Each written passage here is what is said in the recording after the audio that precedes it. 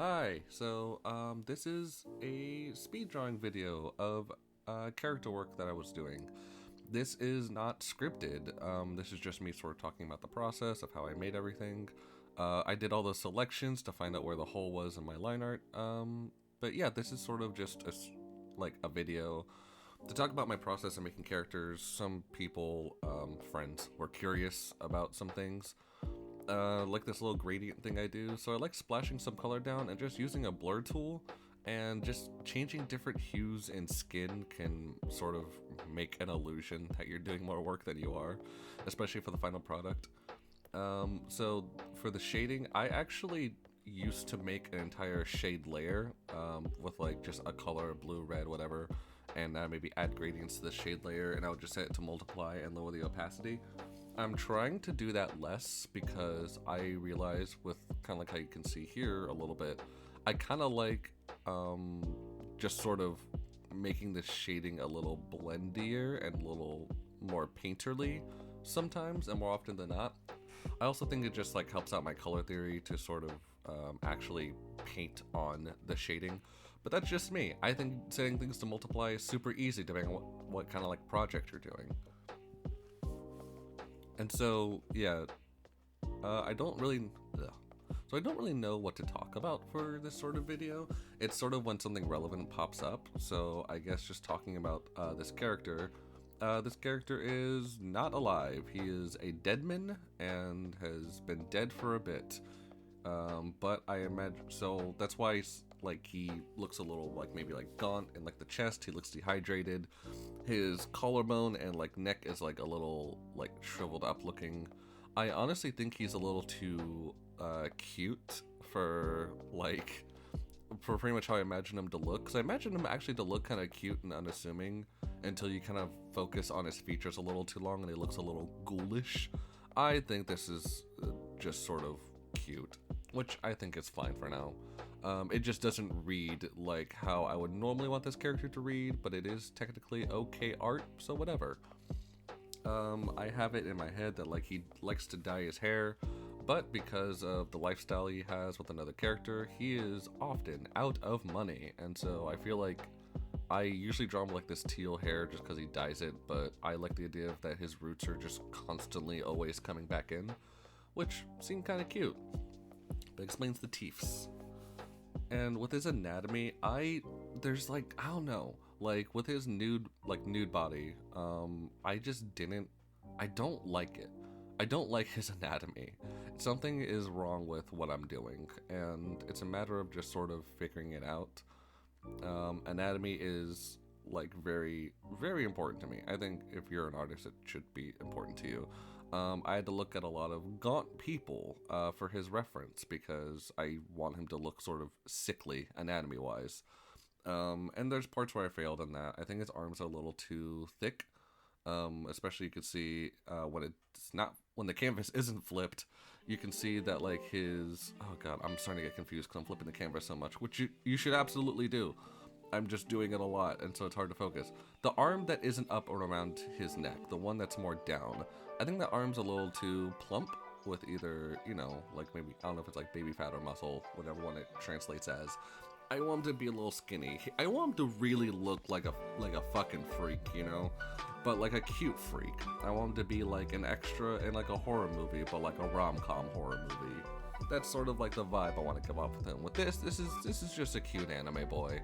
I acknowledge that, which is whatever. So you'll see over in my layers, it's under fit 1. With a lot of my colors, a rule I really try to stick to is to do 3 layers of color at any given time. No matter how complicated the piece gets, only color, paint, whatever on 3 layers. And that's because I want to train myself to sort of learn how to just like generally paint better. So if like you have, this thing's touching this thing, like the shirt's touching the pants, I like the idea of just like learning how to sort of deal with that. And of course there's, a time and place too. Like with this, I do separate his pants and his shirt for that. But I do like the idea of just like doing more painting than anything. I think before, a process I used to have was to do everything on a different layer.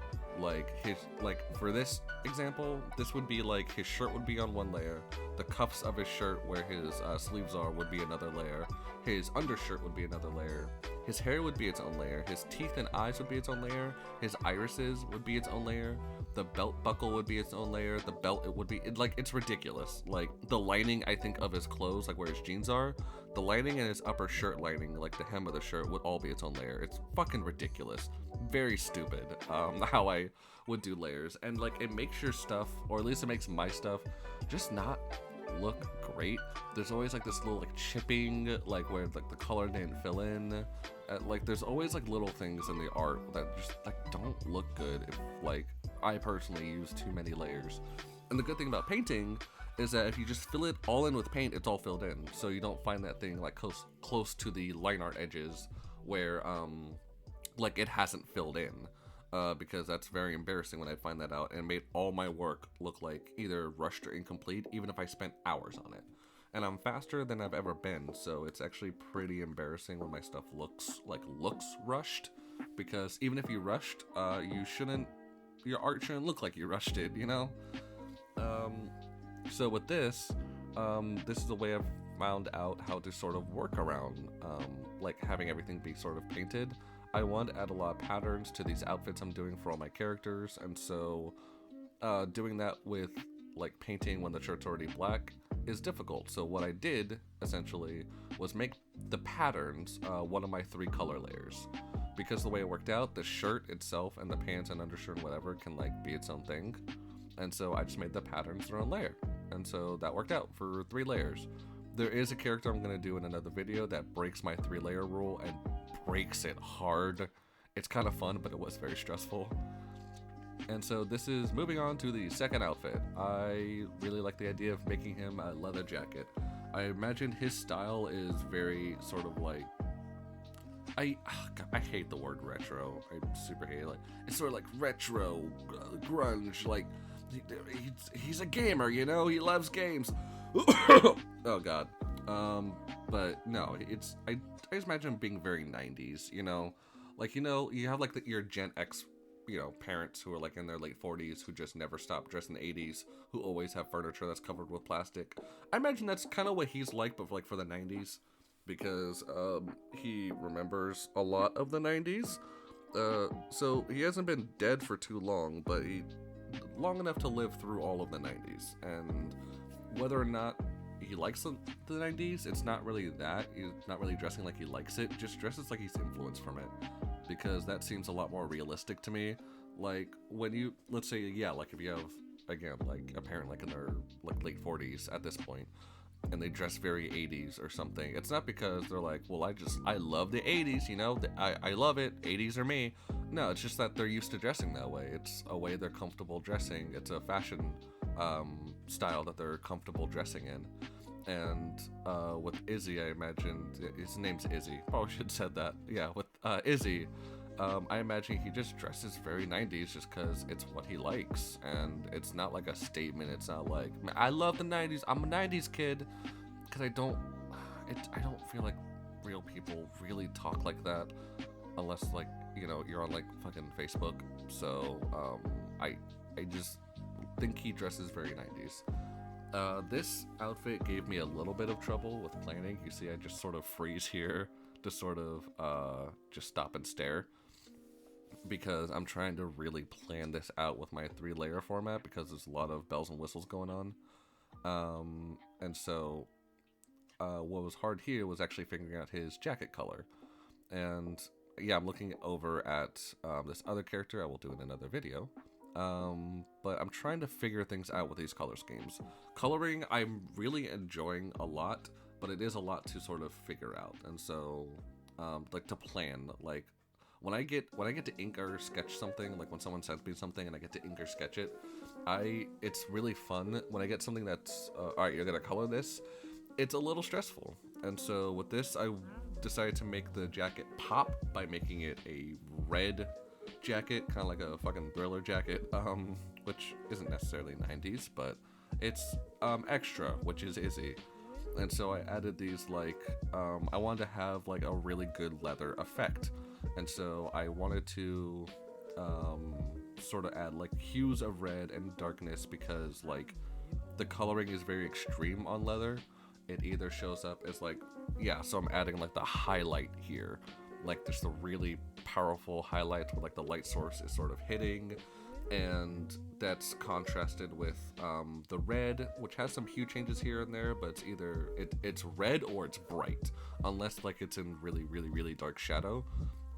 I want it to be just high contrast, and the highlight is sort of riding the ridges of the leather. Like anywhere there's like a small little ridge, the light, it'll catch light.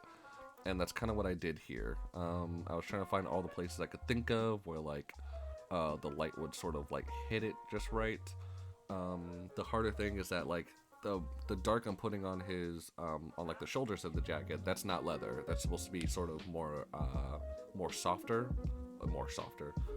or like matte a little bit, so it's not as extreme. Because when you have something that's really reflective, I normally don't use full white, even in this I'm not, but the closest I get to using full white is when something is like really reflective, or if the lighting of the scene is just that bright of lighting. And so I think that is a very justifiable use of using near solid white for something. And yeah, so I really like how the leather of this came out. I like the fact of like the idea of making a jacket that is made of different materials. So it's leather for the jacket, it's metal for the zippers, and it's like this matte sort of clothy material for the dark of the jacket, like the bottom hem of the jacket and the shoulders. And so you see me trying to apply all the texture to all of it. I add the ridge lighting to like the pockets of the jacket. And now I'm going up to his sunglasses, which are a little simpler. Again, those hard lights on like the metal of it, because I want these to be metal glasses. There's a weird amount of texture work in all these. But yeah, and a lot of looking up references, lots of references, always use a reference. But now we get to the part where I was actually having a lot of fucking trouble figuring out colors, because yeah, you see me just freezing, and this is like sped up like times 1,000. So this, I think overall, doing the inks and colors for all these outfits took like 2 hours, 2.5 hours. But figuring out the lighting on this was so difficult. And one thing I really got out of this experience of doing all these characters is just being able to sort of paint clothes, paint like folds and like things like that, where like there weren't folds before. But it brought up other difficulties I have, like coming up with a color scheme. I am not an artist that pulls up a palette and says, oh, this is the color palette I'm going to use for this. Here I go. I'm what you call a bad artist. I don't plan things out for colors, and I fucking should. I super should. Don't be like me. You should really plan things out more. But like, yeah, so I'm having difficulty here. I like set my third color layer to like a pattern like I did the first one, but I don't like his shirt, like for some reason. And I made like this blue because I'm like, I want him to wear really bright colors in this. So I had like this bluish indigo like sweater wrapped around his waist, a bright yellow shirt, and like a red jacket.